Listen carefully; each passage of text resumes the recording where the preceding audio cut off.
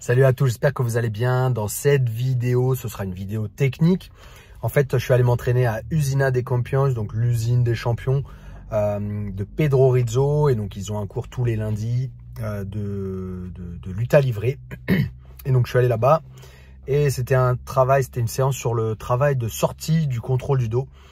Et donc, le professeur en place a montré deux positions. On voit en début de vidéo, alors c'est en portugais la vidéo, mais ça fait assez facile à comprendre parce que c'est visuel. Donc, il montre deux positions basiques pour sortir du dos.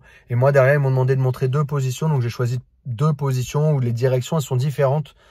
Une direction où je me relève et une direction où je passe le bras de l'autre côté de ma tête et je me remets face à lui. Voilà. J'espère que cette vidéo va vous plaire.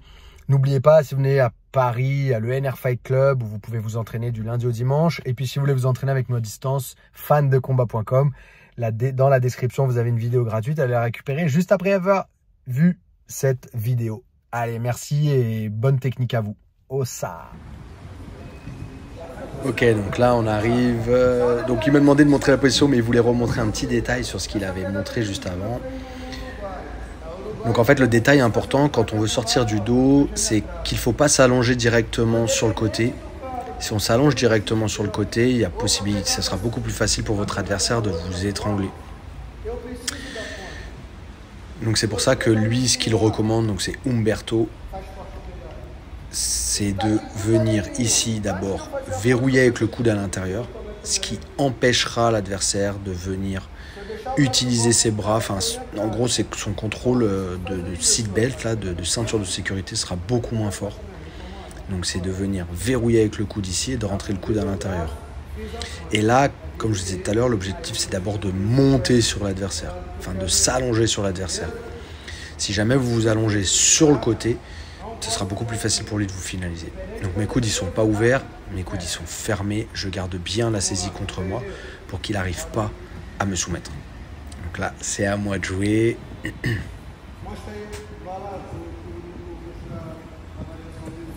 je prends bien évidemment le plus balèze pour montrer la technique. Donc on est ici. Ce que j'explique, c'est qu'en fait, je vais montrer deux directions. Donc ce que Humberto, le prof d'avant, ce qu'il a montré, c'est une technique, enfin c'est deux techniques très basiques, très simples pour sortir du dos. Elles sont pas dans la vidéo, mais c'est des choses que je montre aussi régulièrement. Les petits détails en plus, c'est ceux que vous avez vus juste avant. Donc là, l'idée c'est de venir en fait décrocher le seatbelt. Ce qui va être beaucoup plus facile à faire en MMA parce qu'en général, l'adversaire va chercher ou à vous soumettre ou à vous frapper. Pas comme ça peut arriver des fois en jiu-jitsu ou en luta où l'adversaire va vouloir juste vous contrôler. Donc en général, ça sera plus facile de défaire son contrôle parce qu'en fait, il va le défaire de lui-même. Mais si jamais ça n'arrive pas, qu'est-ce que je vais faire? Je vais attraper là, comme on le voit, le bout des doigts pour faire glisser sa main contre son autre main. Pour venir enlever. Voilà. D'ici, je vais contrôler bien les deux mains pour qu'il n'arrive pas à revenir, à saisir à nouveau ses deux mains, à joindre ses deux mains à nouveau. Et de là, je vais sortir dans une direction qu'il ne s'attend pas. Ce sera vers l'avant. En attrapant directement, je passe mes mains en contrôle poignet à ses talons, j'ouvre et je sors. C'est une position que j'ai réussi à faire à la DCC face à Tanquinho quand il était dans mon dos. Hop, je viens décrocher, j'attrape ses talons, j'ouvre et je pars vers l'avant. Je ne suis pas obligé forcément de partir vers l'avant, mais je peux juste tourner à l'intérieur. Quoi qu'il arrive, il n'aura pas un bon contrôle sur moi vu qu'il n'aura pas de saisie en haut et plus de saisie en bas. Pour lui, c'est pas logique en fait que je parte dans cette direction-là. En plus de ça, il n'y a pas de kimono, donc il ne peut pas me rattraper. Donc c'est top. Ça peut aussi se faire bien évidemment quand l'adversaire est allongé et c'est même encore plus facile. Vous avez vu, on sort rapidement. C'est quelque chose, comme ils disent ici, c'est un tiro, c'est un tir. C'est vraiment, il faut le faire en une seule fois. Donc je baisse ses mains, hop. Maintenant je vais vous montrer la deuxième où je vais travailler sur le bras.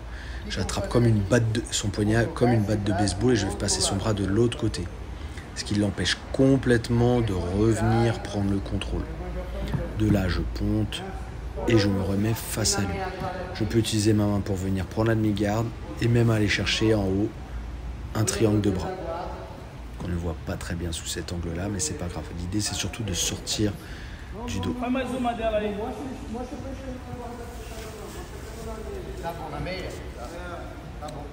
Donc là, ce qu'il disait aux élèves, c'était de voir comment, dans une défense, je cherche à attaquer tout de suite, qui est l'un des points forts de la lutte à livre. Donc je passe son bras de l'autre côté. Un détail aussi important, je me suis rendu compte après, c'est sortir les hanches à l'opposé. Vous avez vu? Je sors mes fesses à l'opposé pour pouvoir venir me mettre face à lui à l'intérieur. C'est pas je me remets face à lui en me remettant à quatre pattes, vous voyez, en laissant un genou au sol et en envoyant l'autre de l'autre côté. Non, je fais passer l'un en dessous de l'autre. Voilà.